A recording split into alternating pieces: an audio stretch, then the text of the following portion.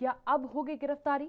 लखीमपुर खीरी के तिकुनिया कांड में मुख्य अभियुक्त आशीष मिश्र मोनू को बयान दर्ज करने के लिए क्राइम ब्रांच ने आज सुबह 10 बजे तलब किया है।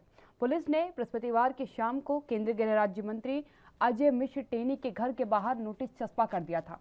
इससे पहले आईजी लक्ष्मी सिंह ने मुख्य अभियुक्त आशीष मिश्र मोनू को पर्यवेक्षण समिति के सामने पेश होने के लिए नोटिस भेजने की बात कही थी, जिसके बाद पुलिस ने आशीष मिश्र मोनू की तलाश में संभावित ठिकानों पर दबिश दी। इसके बाद पुलिस ने गृह राज्य मंत्री अजय मिश्रा टेनी के घर के बाहर नोटिस चस्पा कर दिया। इससे कयास लगाया जा रहा है कि आशीष मिश्र की गिरफ्तारी शुक्रवार को हो सकती है। वहीं लखीमपुर बवाल को लेकर के केंद्रीय मंत्री अजय मिश्र टेनी को बर्खास्त करने की मांग भी लगातार उठ रही है। कांग्रेस महासचिव प्रियंका से लेकर के अन्य पार्टियां लगातार अजय मिश्र को बर्खास्त करने की मांग कर चुके हैं। समाजवादी पार्टी के जिला अध्यक्ष जगदेव सिंह जग्गा का कहना है कि मुख्य आरोपी भाजपा सरकार के शह पर खुलेआम घूम रहा है, साक्ष्य मिटाने की कोशिश हो रही है। लखीमपुर, पीलीभीत समेत कई जनपदों की इंटरनेट सेवाएं बाधित हैं। ऐसा लगता है कि सरकार सच्चाई छुपाने का प्रयास कर रही है। हालात बिल्कुल आपातकाल जैसे हैं। ऐसे में समाजवादी पार्टी किसानों के साथ खड़ी हुई है। सपा कृषि कानूनों का विरोध करती है। इस मामले में गृह राज्य मंत्री को बर्खास्त करने की मांग के साथ ही आशीष मिश्रा की गिरफ्तारी की भी मांग की गई है। आपको बता दें कि समय क्योंकि 10 बज चुका है और अब थोड़ी ही देर में पेशी होनी है, ये कयास लगाए जा रहे हैं। लेकिन कल जिस तरीके से आईजी लक्ष्मी का बयान सामने आया था, उनका कहना था कि उनकी तलाश जारी है। उनके बयान से ऐसा लगा जैसे उन्हें मालूम ही नहीं है कि आशीष मिश्र है कहां पर।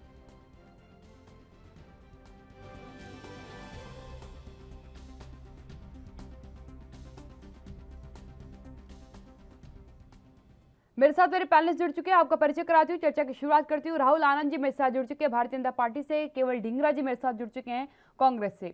राहुल आनंद जी क्या कहेंगे, क्योंकि देखिए पूरी सियासत इस समय आप पर सवाल खड़े कर रही है। सपा हो, कांग्रेस हो, बसपा हो, आप हो, पंजाब की सरकारें हो, सब आप पर सवाल खड़े कर रही है कि क्यों अभी तक गिरफ्तारी नहीं हुई। आज नोटिस चस्पा हुआ है, आज बुलाया गया है पूछताछ के लिए। क्या आज जाएंगे आशीष मिश्रा? क्योंकि आईजी का जो बयान कल सामने आया था उसमें ऐसा लग रहा था कि उनको मालूम ही नहीं है कि आशीष मिश्रा है कहाँ। देखिए काव्या जी, जब भी कोई आपराधिक घटनाएं हैं या कोई अपराध करता है तो उसके बाद कानून अपना कार्य को करता है। और जहां तक बात है कि जो आरोपित बनाए गए हैं और जो कानून की तरफ से 9 सदस्यीय टीम का गठन किया गया है, वो टीम अपना कार्य कर रही है। और ये एक बहुत ही अच्छी बात ये है कि वहाँ की राज्य सरकार भी पूरी मदद कर रही है। चाहे अपराधी जो भी हो, वो निष्पक्ष होना चाहिए और निराधार होकर सामने आना चाहिए, ताकि ये पता चल सके कि जो भी कल्प्रिट है उसको ज्यादा से ज्यादा सजा मिल सके। मैं आपको एक चीज के लिए और भरोसा दिलाऊंगा, क्योंकि सम्मानित जनता आपके चैनल के माध्यम से सुन रही है। जो नोटिस चस्पा किया गया है कानून मंत्री के घर पे, तो कहीं ना कहीं इसमें राज्य सरकार की भी जवाबदेही बनती है कि राज्य सरकार कितनी कड़ी और कितनी संवेदनशीलता के साथ उसके ऊपर एक्शन ले रही है। ये भी एक देखने की बात है। आज 10 बजे का वक्त दिया गया है उनको आने के लिए, निश्चय ही वो आएंगे, नहीं तो उसके आगे की कार्रवाई की जाएगी। क्योंकि अभी उनपे आरोप लगे हैं। आरोप बहुत देर नहीं हो गई। 304A, 302 कई मुकदमे दर्ज हो रही है, कई गंभीर धाराएं हैं। ये नोटिस चस्पा होते समय बहुत लेट हो गया। राहुल आनंद जी, कयास लगाए जा रहे थे कि 3 तारीख की घटना है तो तकरीबन आप जल्द से जल्द करवाएंगे इस मामले में गिरफ्तारी।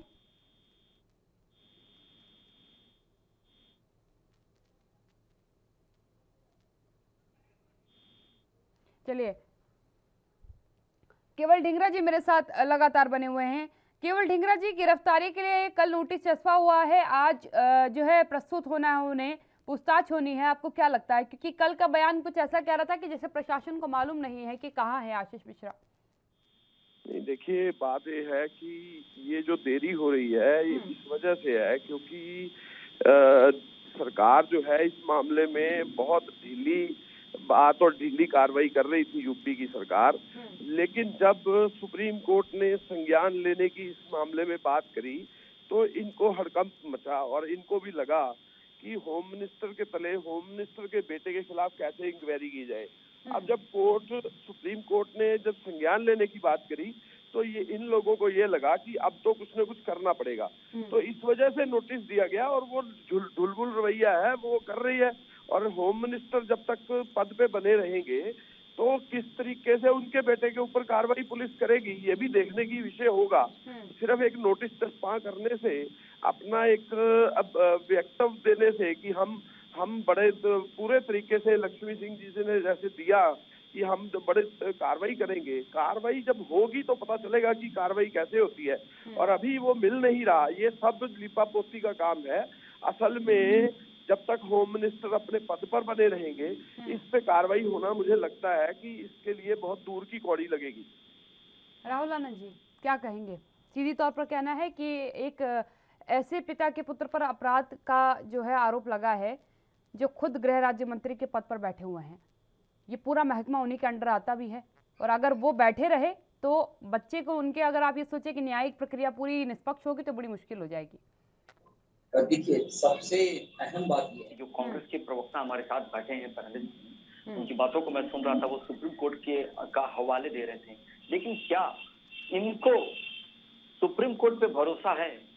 क्योंकि जब राम मंदिर जब सुप्रीम कोर्ट ने बनवाया तो उन्होंने कहा कि सुप्रीम कोर्ट कहीं ना कहीं बीजेपी के निशानदेह पे कार्य कर रहा है। जब कृषि आंदोलन की बात आई उस पे जब सुप्रीम कोर्ट ने संज्ञान लिया तो उससे भी ये असंतुष्ट नजर आए और आज ये संतुष्ट नजर आ रहे हैं। तो सवाल यही उठता है कि क्या इनको भरोसा है? दूसरी बात ये है कि जो गृह राज्य मंत्री का जो पुत्र है, चाहे वो आम हो या खास हो, अपराध और संविधान सबके लिए एक ही है, वो अलग नहीं होता है कि वो वीवीआईपी पर्सन है तो उनको हम नहीं पकड़ेंगे, ऐसी बात नहीं है। अगर ऐसी बात होती तो ये जो कार्रवाई जो की जा रही है ये नहीं ट्रीटमेंट अभी तक यही बता रही है कि वीआईपी के लिए इस देश में कानून अलग है, अभी तक की ट्रीटमेंट यही बता रही है। क्योंकि अगर किसी आम नागरिक की गाड़ी से, अगर किसी, एक उदाहरण आपको दे देती हूँ, एक ट्रैफिक रूल भी अगर आपकी गाड़ी तोड़ देती है, एक ट्रैफिक रूल, आपने लाल सिग्नल भी अगर तोड़ दिया है और आप वहां पर पुलिस वाला नहीं खड़ा है तो आपकी गाड़ी का चालान आपके घर पे पहुंच जाएगा। फिर आपका बेटा चला रहा हो गाड़ी, भाई चला रहा हो गाड़ी, कोई रिश्तेदार आपकी गाड़ी चला रहा हो, कोई फर्क नहीं पड़ता। आपकी गाड़ी ने कानून तोड़ा है, गाड़ी के मालिक उसकी पेनल्टी भरेगा। बड़ा अपराध है तो दोनों पेनल्टी भरेंगे। लेकिन जिस गाड़ी से एक्सीडेंट हुआ उसके वीडियो सामने आ जाने के बावजूद कोई कार्रवाई अभी तक नहीं हुई। इतनी संगीन धाराएं लगी हैं, कल नोटिस चस्पा हुआ है, 3 तारीख की घटना, 7 तारीख की रात को नोटिस चस्पा हो रहा है। क्या समझा जाए? क्योंकि सुप्रीम कोर्ट ने आपसे कह दिया ना कि आप कल हमें रिपोर्ट दीजिए, आप बताइए आपने क्या क्या कार्रवाई की है, किसको हिरासत में लिया, किसको गिरफ्तार किया। तो आपने 2 को हिरासत में भी कल ही शाम को लिया है। देखिए काव्या जी, जो वीडियो वायरल हुए थे और उसमें बहुत सारे तथ्यों को अगर देखा जाए तो बहुत सारी बातें उसमें हिडन हैं। जैसे कि अगर उस पर बात की जाए, गाड़ी की शीशे पहले से फूटे हुए थे, वो गाड़ी आके टक्कर मार रही है, तो ये भी इसकी संभावना बनती है कि पहले उस पर हमला हुआ हो, बचाव किसी पर हमला होने का मतलब किसी को गाड़ी से कुचल देना क्या संवैधानिक अधिकार मान लिया जाएगा? राहुल आनंद जी, मैं आपके प्रश्न का उत्तर दे रहा हूँ। हाँ जी, मैं आपके ही प्रश्न का उत्तर दे रहा हूँ। जो घटना घट गई है उसकी भरपाई तो कोई नहीं कर सकता है, लेकिन जो उसके ऊपर कार्रवाई हो सकती है, जो जांचें हो रही है, उसके ऊपर दूध का दूध पानी का पानी निश्चय ही होगा। आप उसके लिए निश्चिंत रहिए। चाहे वो हमारी सरकार के भी आदमी हो, हमारे सरकार के अच्छे व्यक्तित्व वाला भी व्यक्ति हो, अगर वो अपराधी घोषित हो जाता है, उस पर आरोप सिद्ध हो जाते हैं तो वो सलाखों के पीछे जाएगा। मैं आपको भरोसा दिलाता हूँ, कानून से बढ़कर व्यक्ति नहीं है। हम विश्वास कर रहे हैं आपका, बिल्कुल राहुल आनंद जी, क्योंकि सरकार आपकी है तो विश्वास आप ही पे करना पड़ेगा न्यायिक प्रक्रिया के लिए। लेकिन सवाल इसलिए उठने शुरू हुए कि किसी व्यक्ति पर नामजद मुकदमा दर्ज हुआ है। मैं केवल यहाँ पर जो है मंत्री जी के बेटे आशीष मिश्रा की बात नहीं कर रही हूँ, दोनों पक्षों पर, किसानों पर भी मुकदमा दर्ज हुआ और जो सरकार का पक्ष था उस पर भी जो है आरोप लगा है। आशीष मिश्रा पर मुकदमा दर्ज करने की बात कही गई है। मुकदमा कितनी गंभीर धाराओं में है? धारा 302, 338, इसके साथ ही कई और संगीन धाराएं लगी हैं।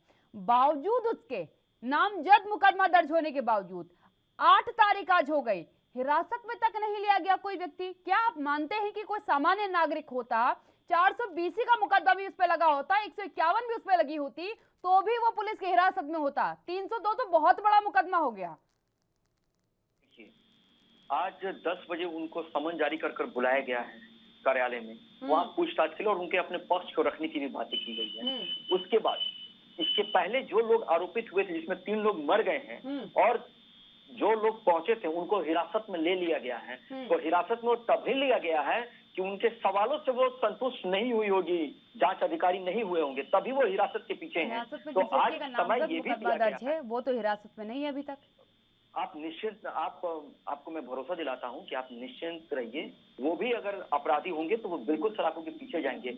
मैं आपको इसके लिए, वो अपराधी होंगे या नहीं होंगे तो कानूनी प्रक्रिया सिद्ध करती है। केवल ढींगरा जी, हम आरोपी अभी आशीष मिश्रा को नहीं बोल रहे हैं, हम कह रहे हैं कि अगर किसी आम नागरिक पर भी FIR दर्ज हो जाए, एक नामजद मुकदमा दर्ज हो जाए, तो उस व्यक्ति को क्या हिरासत में नहीं लिया जाता? क्योंकि यही विपक्षी मांग है कि नामजद मुकदमा दर्ज होने के बावजूद क्यों हिरासत में नहीं लिया गया? आरोपी, उसे गुनाह फांसी पर टांग दीजिए, ये कोई मांग नहीं कर रहा। सब यही मांग कर रहे हैं कि कम से कम हिरासत में तो लीजिए जनाब। कानून कहता है कि नामजद मुकदमे पे आप हिरासत में लेंगे उसे। बिल्कुल, ये बात बिल्कुल आपकी सही है। और इसी बात के आगे मैं बढ़ के ये बात कर रहा था कि जब तक होम मिनिस्टर ऊपर बैठे रहेंगे और उन्हीं का ही बेटा टीवी के ऊपर बयान देता रहेगा कि मैंने ऐसा नहीं किया, एक आरोपी जो है वो खुद ही टीवी के ऊपर बयान दे रहा है कि मैंने ये जुर्म नहीं किया है। अब ये जुर्म नहीं किया है, ये तो पुलिस साबित करेगी और पुलिस जो है इन्वेस्टिगेशन करेगी, तभी साबित होगा।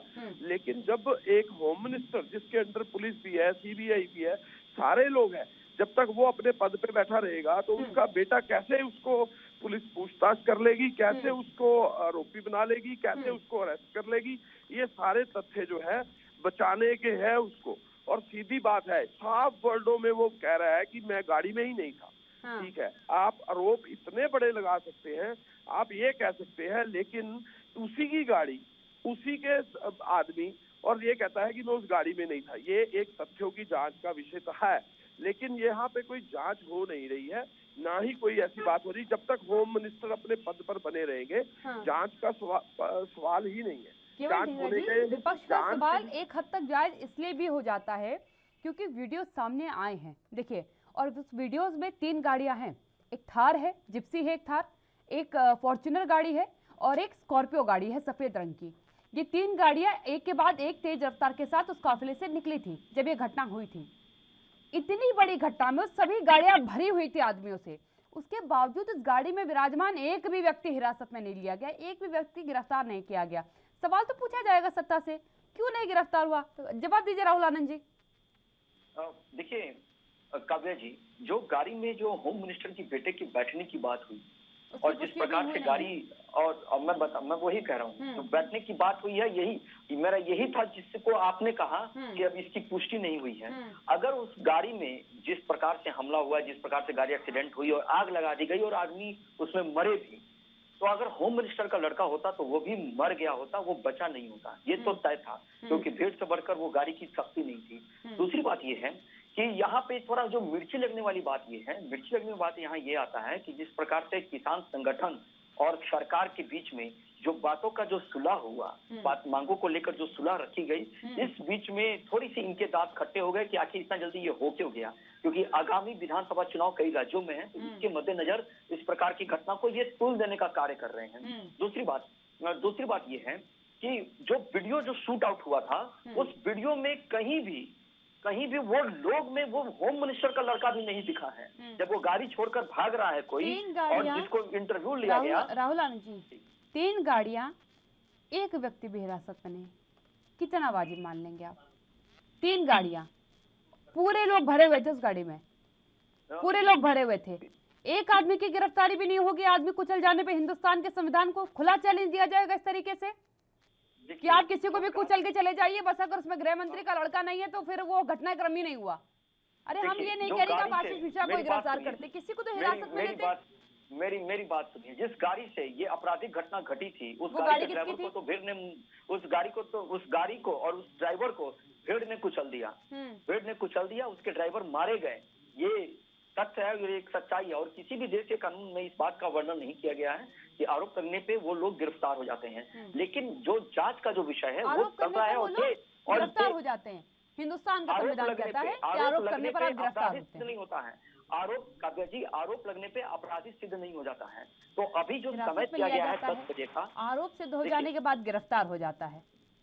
देखिए मेरी बात समझिए, मेरी बात को सुनिए आरोप लगे हैं, 10 बजे का समय दिया गया है। अगर वो नहीं पहुंचते हैं तब सरकार अपना काम करेगी। और केवल ढींगरा जी एक बात कह रहे थे कि उनको रिजाइन देने की बात कर रहे थे, तो रिजाइन देने की बात तो वो तब होती ना कि जब इस प्रकार की कार्रवाई नहीं की जाती होम मिनिस्टर के बेटे पे, तब ये जायज का मांग करना। अगर सरकार के लोग बचाना चाहेंगे तो वो पद से हट के भी बचा सकते हैं, लेकिन हमारी सरकार निष्पक्ष है और साफ है, वो आम जनता के संवेदना के साथ चलती है। तो हमारे साथ हमने उनको मौका दिया है कि आप संवैधानिक पद पे बैठिए, उसके बाद भी कार्रवाई करिए। और अगर यही तो एग्जाम्पल देना है, कांग्रेस के भी बहुत सारे मुख्यमंत्री पे आरोप लगे कि घोटालों का लगा, लेकिन वो कांग्रेस के वो पद पे रहे और बाद में उन्होंने जांच भी कराई। तो वो अलग विषय होता है कि आप किस प्रकार से चीजों को लेकर आगे चलते हैं। कल प्रियंका गांधी ने एक उदाहरण दिया था, उसका भी मैं आपसे सवाल ले लेती हूँ। प्रियंका गांधी ने कहा था कि जब मेरे पिता का शासनकाल चल रहा था, उस दरमियान एक रेल हादसा हुआ था। उस रेल हादसे की जिम्मेदारी लेते हुए रेल मंत्री ने इस्तीफा दिया था, जबकि रेल मंत्री की अगर एक तरीके से कहा जाए तो उसमें कोई गलती नहीं थी, क्योंकि रेल हादसा था वो। लेकिन यहाँ जहाँ एक राजनेता के बेटे पर ही आरोप है कि जानबूझ करके उसने इस हादसे को, इस घटना को अंजाम दिया है, वो अपने पद से इस्तीफा नहीं दे रहा। जबकि हमारी जुडिशरी ये मानती है कि किसी के परिवार का अगर कोई मुकदमा है तो वो मुकदमा उस कोर्ट के अंदर नहीं जाएगा जहां उसके परिवार का व्यक्ति न्यायिक प्रक्रिया में सम्मिलित हो। तो यहाँ कैसे इंसाफ हो जाएगा, इसका जवाब चाहूंगी।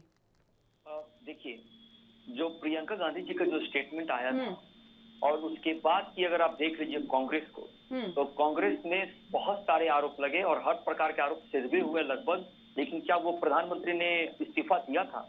उन्होंने नहीं दिया था। लेकिन ये मैं इसी बात को बताना चाह रहा हूँ कि अगर जांच में अगर कोई अवरोध पैदा करे तो निश्चय ही उसको दे देना चाहिए और हट जाना चाहिए। और आज के डेट में मीडिया, खास करके लोकतंत्र का जो चौथा स्तंभ मीडिया है, वो अति शक्तिशाली चीज है।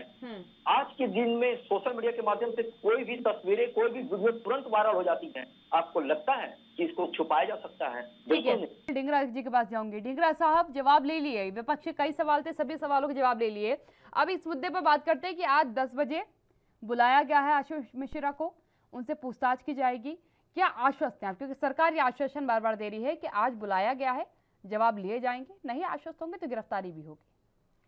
नहीं, देखिए, आप जो एफआईआर हुई है उसमें जो नामजद व्यक्ति हैं, अगर आप उनके नाम देखिए तो वो एक किसान नेता का नाम है उसके अंदर, और वो किसान नेता को अक्यूज्ड बनाया गया है, जिसको खुद को जो उस गाड़ी ने कुचला और उस गाड़ी के कुचलने के बाद वो वेदांता हॉस्पिटल में भर्ती है, जो किसान नेता है उसका नामजद किया गया है कि उसने मारा है।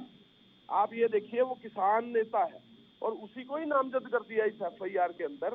तो किस तरह से आप सोच सकते हैं कि ये जो प्रक्रिया है ये ठीक चल रही है? नहीं ढींगरा साहब, तो खुद बैठे होंगे। नहीं ढींगरा साहब, दो पक्षों पर मुकदमा दर्ज हुआ है, दो पक्षों पर मुकदमा दर्ज हुआ है। एक वो पक्ष जिसने गाड़ी से कुचला, एक दूसरा पक्ष जिसने उस गाड़ी के कुचलने से पहले वाले घटनाक्रम में ये माना जा रहा है कि काफिले पर हमला किया था, जिसके लिए भी राहुल आनंद जी ने कहा कि विंडशील्ड कैसे टूटी हुई थी गाड़ी की, उसको लेकर के भी मुकदमा दर्ज किया गया है। और जो बाद में हिंसा हुई, मारा गया लोगों को, उस पर भी मुकदमा दर्ज हुआ है। हो सकता है उनमें किसी में जो है किसान का नाम हो। काव्या जी, वही तो बात कह रहा हूँ कि जब तक ऐसे होम मिनिस्टर ऊपर बैठे रहेंगे तो ऐसे लोगों के ऊपर एफआईआर दर्ज होगी जिनका सिर फटोवल हुआ पड़ा है और वो हॉस्पिटल के अंदर एडमिट है और उसका ऑपरेशन हो रहा है गुड़गांव के अंदर मेदांता हॉस्पिटल में। जी, ऐसे लोगों के ऊपर पर्चे दर्ज हो गए हैं। अब उन्होंने मारा और उसी का ही सिर फूट गया और वही मेदांता हॉस्पिटल में भर्ती है। आप देखिए किस तरह से जांच को मंत्री जी जो ऊपर बैठे हैं वो कौन कौन से नामजद हो रहे हैं, ये सारी प्रक्रिया उसी का विषय है। और दूसरी बात एक और कहना चाहता हूँ, ये अभी कह रहे थे कि रेल मंत्री ने इस्तीफा दिया तो प्रधानमंत्री ने क्यों नहीं दिया? अरे रेल मंत्री तो इस्तीफा इसलिए दिया था क्योंकि रेल मंत्रालय था उसका। यहाँ होम मिनिस्टर है, ये होम मिनिस्टर के अंदर पुलिस भी है, सीबीआई भी है, सारे हैं। और एक बात और बताना चाहता हूँ, जो मंत्री जी हैं ये मोदी के हैं और जो पुलिस पर्चे दर्ज कर रही है वो योगी जी के हैं। यहाँ भी इनके पेच फंसे हुए हैं सबके। और ये आपस में जो सिर फटोवल है ये सामने नहीं आ रही बीजेपी की, क्योंकि इस बारे में विषय में सवाल ही नहीं उठ रहे। क्योंकि मोदी वर्सेस योगी जो पूरे देश के अंदर हो रखा है वो भी एक बहुत बड़ा विषय है। यहाँ योगी जी जो है वो मोदी के एंटी है और मोदी जी योगी के एंटी है। ये भी मामला चल रहा है ना बीच में। तो इस मामले में कोई आदमी किसी का पक्ष ले रहा है, कोई आदमी किसी का पक्ष ले रहा है, और मोदी जी उसका इस्तीफा क्यों आपने लेंगे? नया समीकरण बता दिया मुझे उत्तर प्रदेश पे कि कौन किसके एंटी चल रहा है। ये तो मंच एक साथ साझा करते हैं, एक दूसरे की तारीफ करते हैं। देखिए मैं बता रहा हूँ ना, जो इस समय जो सेंटर के मिनिस्टर हैं अब वो मोदी जी के साथ है, और जो पुलिस है वो योगी जी के साथ है, लेकिन होम मिनिस्ट्री तो होम मिनिस्ट्री है। अगर उसको हटा देते हैं तो दूध का दूध पानी का पानी हो जाता है। नहीं ढींगरा साहब, देखिए एफआईआर देखिए, इसीलिए मैं कह रही हूँ, मैंने यही बात राहुल आनंद जी से भी कही कि किसी पर मुकदमा दर्ज हो जाने का मतलब आरोपी सिद्ध नहीं हो जाता। न्यायिक प्रणाली पर हम अपने देश के इतना भरोसा करते हैं कि अगर फर्जी काव्या नौटियाल का नाम भी उस एफआईआर पे लिखा गया है तो काव्या नौटियाल सिद्ध कर सकती है ना कि फर्जी लिखा गया था वो नाम।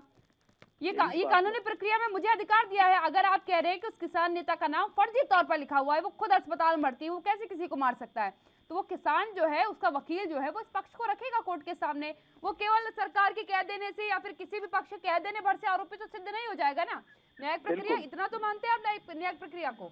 मैं बिल्कुल मानता हूँ, और मैं तभी इसीलिए कह रहा हूँ कि इनको जो बड़े बड़े पदों पर जो लोग बैठे हैं फौरी तौर पे पहले उनको इस्तीफा देना चाहिए। बिल्कुल क्लीन जांच होनी चाहिए, और क्लीन जांच के बाद जब तक किसी का प्रेशर रहता है जांच के विषय में हमेशा क्वेश्चन उठेगा ही, और जब तक जांच क्लियर नहीं होगी जब तक मंत्री जी इस्तीफा नहीं देंगे। तो इस्तीफा तो जांच नहीं करेंगे तो आपका प्रेशर कहीं अलग थोड़ा जाएगा। आप तो पहले ही बोल चुके कि हम प्रेशर की राजनीति करेंगे, उसके बाद हम प्रेशर देंगे इनको कि ये सही फैसला ले। आपने इतना प्रेशर दिया तो आपको लखीमपुर खीरी जाने दिया ना, आपने मजबूर किया ना सरकार को वहां जाने के लिए। प्रेशर की राजनीति करेंगे फिर अगर आप निष्पक्ष जांच नहीं करेंगे तो। राहुल आनंद जी, निष्पक्ष जांच की उम्मीद जो विपक्ष को है थोड़ी कम है, और उसका एक मुख्य कारण जो बार बार सामने आ रहा है, देखिए उन्हें ये भरोसा है कि न्यायिक प्रक्रिया बेहतरीन है, उन्हें सब पे भरोसा है, लेकिन उन्हें भरोसा इस बात पे नहीं है कि अगर गृह राज्य मंत्री अपने पद पर बने रहते हैं तो निष्पक्ष जांच होगी, क्योंकि आरोप उन्हीं के बेटे पर है। किसी और की बात होती तो शायद प्रभावित ना करते हो न्यायिक प्रक्रिया, लेकिन खुद के लड़के पर है इसलिए प्रभावित करेंगे। देखिए संकट में अगर आप कड़े फैसले लेते हैं और अपने को निखारते हैं, कहीं ना कहीं वो एक इतिहास बन जाता है।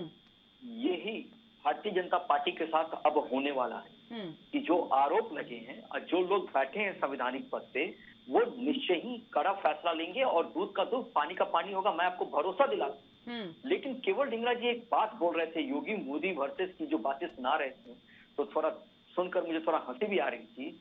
एक बात बताइए, जब मंच साझा होता है तो दोनों एक दूसरे के परस्पर बड़ाई करते हैं और उनके कामों का बख्यान करते हैं, और खास करके योगी जी के काम का और कानून का खास करके बख्यान पूरे देश करता है। तो कहीं ना कहीं जो लचक वाली जो बात थी वो चीज हमने नहीं किया। लचक वाली बात सपा के सरकार में होती है, कांग्रेस में होती है, बसपा में होती है, क्योंकि उनके लोग अपराधी छवि वाले लोग लड़ते भी रहते हैं, अपराध भी करते हैं और सरकारी संपत्तियों पे कब्जा भी करते हैं और सरकार उनका कुछ नहीं कर पाती है। लेकिन योगी सरकार ने किया और दिखाया और सलाखों के पीछे डाला, और आज ऐसा डर है योगी सरकार का बना उन अपराधियों के अंदर कि जेल से बाहर नहीं आना चाहते हैं। सिर्फ और सिर्फ योगी जी का देन है। चलो थोड़ी देर को इस बात को साइड भी कर लेते हैं। अब किसान आंदोलन जिस चीज को लेकर बातें चल रही हैं, वो आंदोलन को तो सुप्रीम कोर्ट ने भी स्टे लगाया, और माफ कीजिएगा उस बिल को सुप्रीम कोर्ट ने भी स्टे लगाया और उस बिल को सरकार ने भी रोका। लेकिन ये जो आंदोलन जो चल रहे हैं पिछले 1 वर्ष लगभग होने जा रहा है, उसका जो आंदोलन जो चल रहा है तो वो किस बात का चल रहा है? जो अभी आया ही नहीं है उसी को लेकर हो रहा है। इसका मतलब ये है कि कहीं ना कहीं बैकडोर से उसको आहुति दी जा रही है और वो प्रज्वलित होकर ज्वाला बन रही है। राहुल आनंद जी, किसी कानून के आ जाने के बाद उस पर आंदोलन थोड़ा होगा ना, आए इसी के लिए तो आंदोलन होगा कि आप ऐसा कानून लेकर के ना आए। इम्प्लीमेंटेड हो ही जाता तो फिर किस बात का आंदोलन? आप मुझे बताइए, जितनी धाराएं देश में है, जितने कानून देश में है, उसके विरोध में कितनी बार आपने सुर सुने हैं?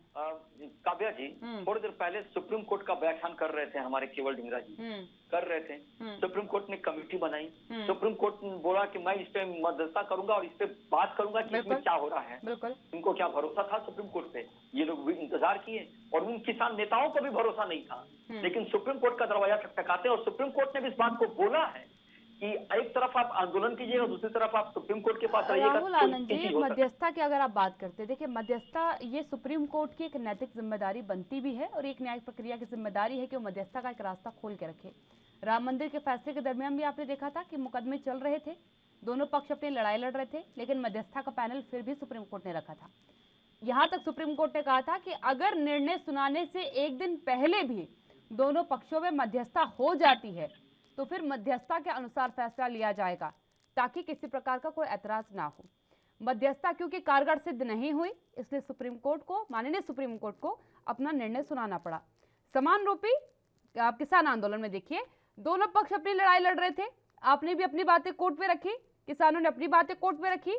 कोर्ट ने वहां पे एक निर्णय निकाला कि हम एक कमेटी गठित कर देते हैं। एक लंबा आंदोलन हो चुका है, इतने लोगों की मौत हो चुकी है, और आपको शायद याद होगा कि फटकार भी आपको पड़ी थी। आपसे सुप्रीम कोर्ट ने कहा था कि हम अपने हाथों को खून से नहीं रंगना चाहते, याद होगी आपको ये स्टेटमेंट। किसानों से भी इस बात को कहा था कि आप जाम करके लोगों को जो है परेशान मत करिए। दोनों को कोर्ट ने स्टेटमेंट कही थी, और कोर्ट को लगा था कि हम एक कमेटी बनाएंगे, कमेटी में दोनों पक्ष अपनी अपनी बातें रखेंगे, और शायद मध्यस्थता का अगर रास्ता यहाँ भी निकल जाता है तो एक बेहतरीन पक्ष होगा।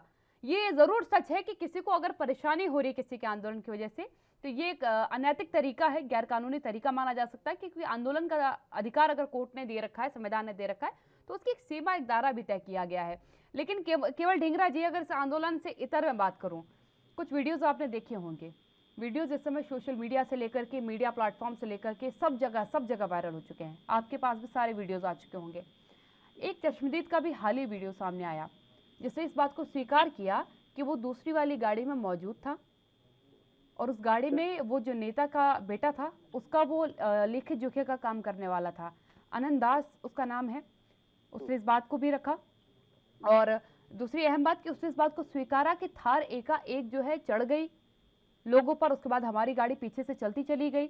मुझे समझ नहीं आई कि क्या हुआ। जब उससे पूछा गया कि आगे की गाड़ी किसकी थी, तो उसने कहा मुझे इस बात की जानकारी नहीं है, क्योंकि मैं जो है मंत्री जी का केवल लिखने और पढ़ने का काम करता हूँ।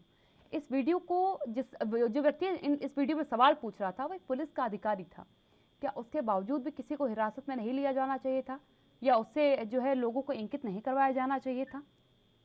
देखिए, बिल्कुल विषय यही है। और मैं आपको बताऊं, वहाँ पे जो लोग इन्हीं के ही थे वही बयान दे रहे हैं, और वहाँ पे हजारों किसान और भी थे जो लोग बिल्कुल कह रहे हैं। लेकिन अभी तक जो जांच में जो लोग नामजद किए गए या जो विटनेस बनाए होंगे, सवाल ये भी होगा कि विटनेस कौन लोग बनाए गए और सवाल किस लोगों ने किए। लेकिन सारी चीज की जब वीडियो है, जब वो प्रमाणित कर रही है, और फिर उसके बाद मंत्री जी का बयान आता है कि मेरा बेटा वहां पे नहीं था, और वहां पे वो लोग जो जितने लोग वहां पे थे वो कह रहे थे कि वो वहां से भागा और गन्ने के खेतों में छुप गया जाके।